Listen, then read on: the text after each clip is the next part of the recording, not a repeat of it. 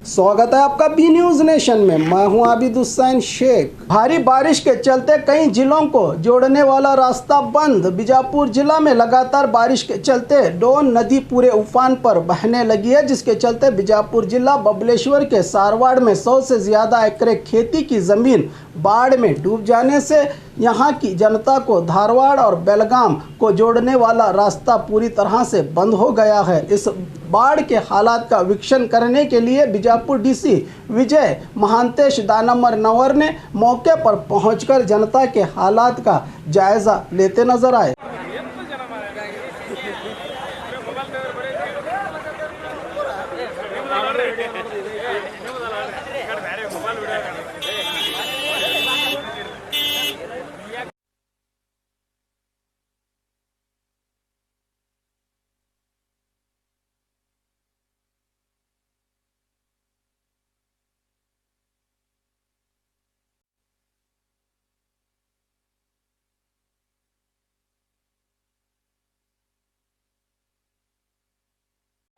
ಇದು ಸ್ವಲ್ಪ ಇರ್ತ ಅದು ಪಾತ್ರೆ ಕೊಡು ಮಮ್ಮಿ ಕೈ ಕೊಡು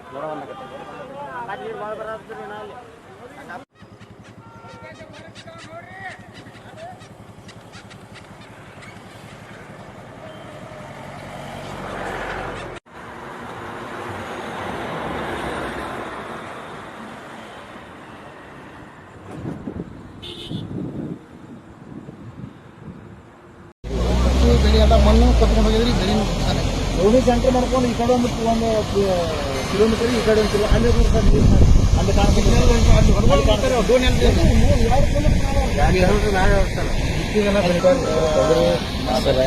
ಈ ಫಲವತ್ತಾದ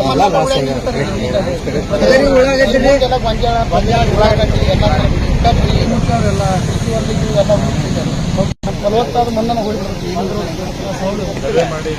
ಪರಿಹಾರ ನೋಡಿ ಸರ್